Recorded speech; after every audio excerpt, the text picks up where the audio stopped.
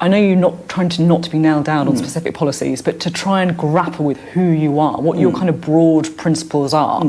Let's take the NHS, for example. There is the government says they want a national conversation about the future of the NHS. Do you think that the funding model of the NHS should be part of that conversation? Well, yet again, this is another thing where we have to ask ourselves, what do we mean by the funding model? I know what we spent on the NHS. We spent more than ever before. We put a message on the side of a bus that we'd spend £350 million a week more. We spent almost twice more than that, and still it isn't working. So I don't think the issue is funding. The NHS is an institution that was built for a young, relatively young, homogenous working population.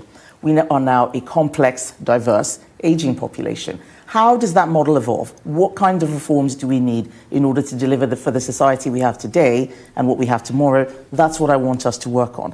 Talking about the funding, in my view, is how we end up in the wrong place. It's like, well, we should spend this amount, we should spend that amount. What are we spending it on? How do we need to deliver better? And those are not questions which I've worked out on the back of an envelope since July. We're going to need the whole party to figure this out. But the funding does matter. You there touched on something, that we've got an ageing population with complex needs. There's some people who think, look, if the NHS is going to survive, we need to look at a national insurance model. Should that be on the table for discussion? Well, I think everything should be always on the table for discussion. What shouldn't happen is that you get into government and you don't know what you want to do yet, which is where Labour are. They had 14 years in opposition. What have they been doing with that time? What I'm saying is that we tried our way, it didn't work, we're going to go and work out something different. What I'm not going to say is, well, I've worked out all these ideas, vote for them. But say a national insurance model should be on the table for the NHS, that's fair? I'm not going down any specific policy area, because that will then be a speculative conversation. But these are big, important, big picture questions, right? They are, but what I find very frustrating is that I'm asked speculative questions where I give a speculative thought, and that is then presented. Is Kemi Badenoch the new Snakey, slippery Michael Gove? It sounds like Kemi Badenoch has taken a page out of Michael Gove's playbook by avoiding any concrete commitments in her recent interview with Sophy Ridge. Discussing issues like the NHS, Badenoch used plenty of words without offering much clarity, as per usual, making it hard to tell exactly where she stands or what her plans are for the future. This non-committal language, brushing off any specifics as speculative, suggests she's determined to keep her options open, likely to avoid being pinned down to a particular course of action or stance that could later backfire.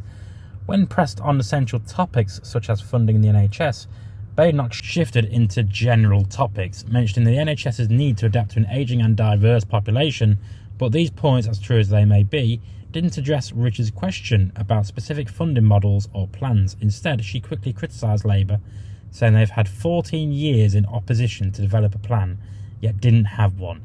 Ironically, in the next breath, Badenoch admitted herself that she had no concrete plan, promising only to go away and figure it out if she leads the next government. The comparison to Michael Gove is very fitting here, as his reputation for evasiveness and political flexibility is well known. Like Gove, Badenoch has managed to speak a lot while saying very little, an approach that may work to her advantage if she's trying to maintain her lead without stirring controversy.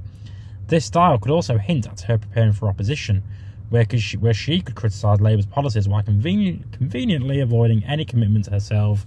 It's a frustrating approach for anyone seeking clarity, but it could also allow her to play both sides, appealing to a broad base without risking specific promises. The interview gave little concrete information, highlighting instead Badenoch's strategy to avoid pitfalls rather than promote solutions. It's a frustrating stance, especially on critical issues like healthcare, and whilst it may benefit her politically, it doesn't help anyone understand what she's actually about and what she would actually do if in power. But let me know what you think in the comments. I've been Jake from Just Jake, and as always, subscribe to the channel, and I'll see you next time.